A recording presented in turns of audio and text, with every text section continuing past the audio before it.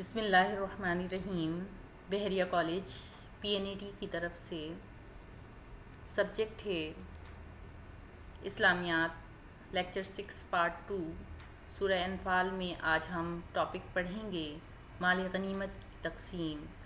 میں ہوں آپ کی ٹیچر ڈاکٹر حسین بانو۔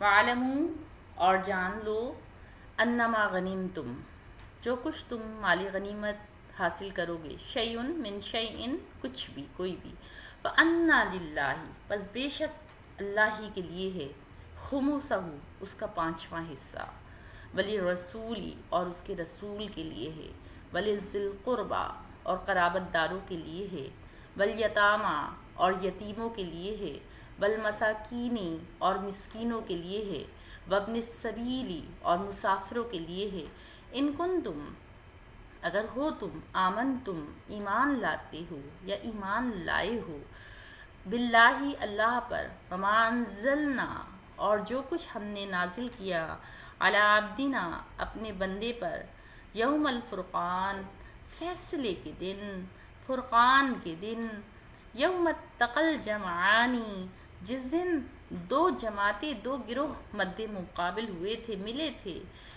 واللہ اور اللہ علی کل شیء ہر چیز پر قدرت رکھنے والا ہے۔ آیت میں بیان ہے کہ خمس یعنی 5واں حصہ مال غنیمت میں سے ہے اور خمس نکال دینا چاہیے، چاہے وہ کم ہو یا زیادہ ہو، گو سوئی ہو یا دھاگا ہو۔ پروردگار فرماتا ہے وَمَن يُقْلِلْ يَأْتِ بِمَا غَلَّ يَوْمَ الْقِيَامَةِ ثُمَّ تُوَفَّى كُلُّ نَفْسٍ مَا كَسَبَتْ وَهُمْ لَا يُظْلَمُونَ۔ آل عمران کی آیت 161 ہے کہ جو خیانت کرے گا وہ اسے لے کر قیامت کے دن پیش ہوگا اور ہر ایک کو اس عمل کا پورا بدلہ ملے گا، کسی پر ظلم نہ کیا جائے گا۔ کہتے ہیں کہ خمس میں سے اللہ کے لیے مقرر شدہ حصہ کعبے میں داخل کیا جائے گا۔ حضرت ابو العالیہ رحمۃ اللہ علیہ کہتے ہیں غنیمت کے مال کے رسول اللہ صلی اللہ علیہ وآلہ وسلم 5 حصے کرتے تھے، 4 مجاہدین اسلام میں تقسیم ہوتے، 5ویں میں سے آپ مٹھی بھر کر نکال لیتے اور اسے کعبے میں داخل کر دیتے، پھر جو بچا اس کے 5 حصے کر ڈالتے، ایک رسول اللہ صلی اللہ علیہ وآلہ وسلم کا، ایک قرابت داروں کا، ایک یتیموں کا، ایک مسکینوں کا، ایک مسافروں کا۔ بس یہ فرمان ہے کہ ان للہ خمسہ، یہ صرف کلام کے شروع کے لیے ہے، زمین و آسمان میں جو کچھ ہے اللہ ہی کا ہے، 5ویں حصے میں سے 5واں حصہ رسول اللہ صلی اللہ علیہ وآلہ وسلم کا ہے۔ بہت سے بزرگوں کا قول یہی ہے کہ اللہ اور رسول اللہ صلی اللہ علیہ وآلہ وسلم کا ایک ہی حصہ ہے۔ اس کی تاکید بہتی کی اس صحیح حدیث سند والی حدیث سے ہوتی ہے کہ ایک صحابی رضی اللہ تعالیٰ عنہ نے نبی کریم صلی اللہ علیہ وآلہ وسلم سے وادی قرا میں آ کر سوال کیا کہ یا رسول اللہ صلی اللہ علیہ وآلہ وسلم، غنیمت کے بارے میں آپ صلی اللہ علیہ وآلہ وسلم کا کیا ارشاد ہے، یا آپ کیا ارشاد فرماتے ہیں؟ آپ صلی اللہ علیہ وآلہ وسلم نے اس پر فرمایا کہ اس میں سے 5واں حصہ اللہ کا ہے، باقی کے 4 حصے لشکریوں کے ہیں۔ اس نے پوچھا تو اس میں سے کسی کو کسی پر زیادہ حق نہیں؟ آپ صلی اللہ علیہ وآلہ وسلم نے فرمایا ہرگز نہیں، یہاں تک کہ تو اپنے کسی دوست کے جسم سے تیر نکالے تو اس تیر کا بھی تو اس سے زیادہ مستحق نہیں۔ اذ انتم بالعدوۃ الدنیا جب تم قریب تھے ایک کنارے پر، وہم بالعدوۃ القصویٰ اور وہ دور تھے دوسرے کنارے پہ، والرکب اسفل اور قافلہ جو تھا وہ نیچے کی طرف تھا، منکم تمہاری طرف سے، ولو تواعدتم لاختلفتم اور تم جب آپس میں وعدہ کرتے تھے تو لاختلفتم فی المیعاد تو وہ مقررہ وقت سے ضرور آگے پیچھے ہو جاتے، لیکن لیقضی اللہ امرا اللہ نے اس کام کا فیصلہ کر لیا تھا، اس کو پورا کرنے کا، کان مفعولا جو ہو کر ہی رہنے والا تھا، لیہلک من ہلکا جو ہلاک ہوا، من ہلک عن بینہ واضح دلیل سے ہلاک ہوا، وَيَحْيَى مَنْ حَيَّا اور جو زندہ رہا، وہ زندہ کیسے رہا؟ عن بینہ، واضح دلیل کے ساتھ. وَإِنَّ اللَّهَ لَسَمِيعٌ عَلِيمٌ، بے شک اللہ تعالیٰ سننے والا اور جاننے والا ہے.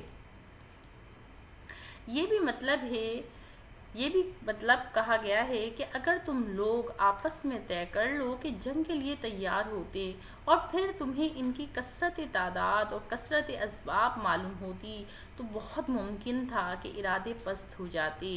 اس لیے قدرت نے پہلے سے طے کیے بغیر دونوں جماعتوں کو اچانک ملا دیا کہ اللہ کا یہ ارادہ پورا ہو جائے کہ اسلام اور مسلمانوں کو بلندی حاصل ہو اور شرک اور مشرکوں کو پستی ملے.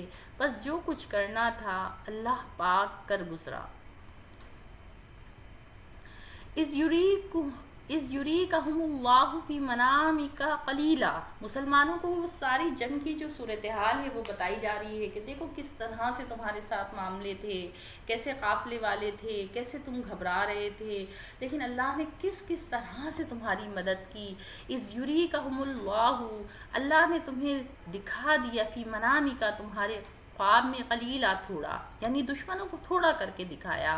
وَلَوْ أَرَاكَهُمْ کثیرا، اگر وہ تمہیں دکھا دیتا بہت زیادہ، لَفَشِلْتُمْ وَلَا تَنَازَعْتُمْ، تو کیا ہوتا تم ہمت ہار جاتے اور تم آپس میں، وَلَا تَنَازَعْتُمْ فِي الْأَمْرِ، تم آپس میں معاملے میں جھگڑ پڑتے.